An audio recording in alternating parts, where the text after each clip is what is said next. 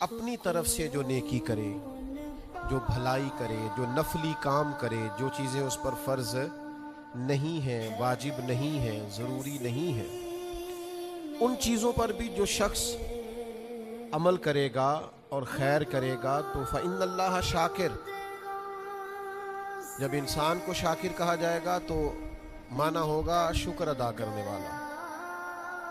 اور جب اللہ کو شاکر کہا جائے گا تو معنی ہوگا قدر کرنے والا۔ اللہ کریم نے ارشاد فرمایا وَمَن تَطَوَّعَ خَيْرًا، جو اپنی طرف سے بھلائی کا کام کرے گا، اپنی چاہت سے نیکی کرے گا،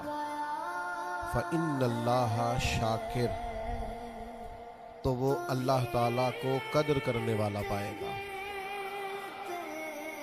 اللہ اسے انعام عطا کرے گا۔ فَإِنَّ اللَّهَ شَاكِرٌ عَلِيمٌ، تو بے شک اللہ اسے صلہ بھی عطا کرے گا اور اللہ اسے جانتا بھی ہے۔